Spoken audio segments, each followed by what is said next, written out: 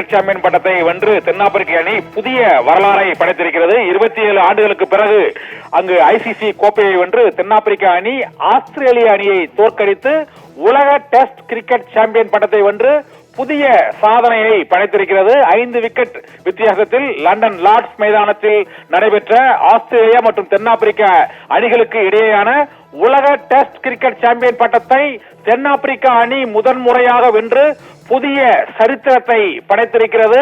Temba Gowda தலைமையிலான தென்னாப்பிரிக்கா அணி முதன்முறையாக இந்த ஐசிசி உலக கோப்பை சாம்பியன் பட்டத்தை 5 விக்கெட் வித்தியாசத்தில் ஆஸ்திரேலிய அணியை தோற்கடித்து புதிய சாதனையை படைத்திருக்கிறது. இந்த போட்டியில் முதல் இன்னிங்ஸில் ஆஸ்திரேலிய அணி 212 ரன்களுக்கு ஆல் அவுட் ஆனது. இந்த போட்டியில் ஸ்டீவ் ஸ்மித் 66 ரன்களும் பியூஸ்டர் 72 ரன்களும் எடுத்தார்கள். அங்கு தென்னாப்பிரிக்க அணியின் பந்து வீச்சாளர் ரபடா 5 விக்கெட்டுகளை வீழ்த்தி அங்கு சிறப்பாக பந்து வீசினார். இதைத் தொடர்ந்து இரண்டாவது இன்னிங்ஸ் விளையாடிய தென்னாப்பிரிக்க அணியும் 138 ரன்களுக்கு முதல் இன்னிங்ஸில் ஆட்டமிழந்தது. ஆஸ்திரேலிய அணியின் கேப்டன் பேட் கமின்ஸ் 6 விக்கெட்டுகளை இரண்டாவது இன்னிங்ஸில் கைப்பற்றி அந்த அணியின் சரிவுக்கு காரணமாக இருந்தார். இதையடுத்து 282 ரன்கள் எடுத்தால் வெற்றி என்ற இலக்கோடு நேற்று களமிறங்கிய தென்னாப்பிரிக்க அணி இன்று 5 விக்கெட் வித்தியாசத்தில் அந்த 285 என்ற வெற்றி இலக்கை எட்டியது. தென்னாப்பிரிக்கா அணியை பொறுத்தவரை ஏடன் மேக்ராம் 136 ரன்களை எடுத்து சதமடித்து அபாரமாக விளையாடி தென்னாப்பிரிக்க அணியை வெற்றி பாதைக்கு அழைத்துச் சென்றார்.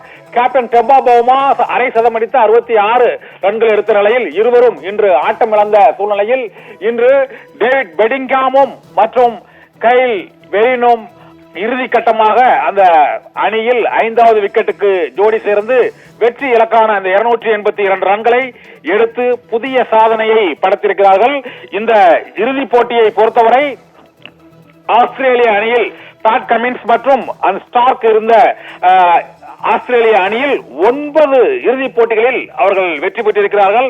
அதனால் இந்த இறுதிப் போட்டியிலும் அவர்கள் வெற்றி பெறுவார்களா அல்லது டெஸ்ட் அதாவது டெம்பா பவுமா தலைமையிலான தென்னாப்பிரிக்க அணி டெம்பா பவுமாவின் கேப்டன்சியில் இதுவரை தோல்வியே கண்டிராத சூழ்நிலையில் வெற்றி பெற போவது பேட் கமின்ஸ் ஸ்டார்க் அந்த அதிர்ஷ்டமா அல்லது டெம்பா பவுமா தலைமையிலான தென்னாப்பிரிக்க அணியின் அதிர்ஷ்டமா என்ற ஒரு விவாதம் உலகம் முழுவதும் எழுந்த சூழ்நிலையில் இன்று தென்னாப்பிரிக்க அணி 27 ஆண்டுகால கனவை அது நனவாக்கி இன்று புதிய சாதனையை படைத்து ஐசிசி உலக டெஸ்ட் சாம்பியன் பட்டத்தை லண்டன் லார்ட்ஸ் மைதானத்தில் ஆஸ்திரேலிய அணியை 5 விக்கெட் வித்தியாசத்தில் வீழ்த்தி புதிய வரலாற்றை படைத்திருக்கிறது.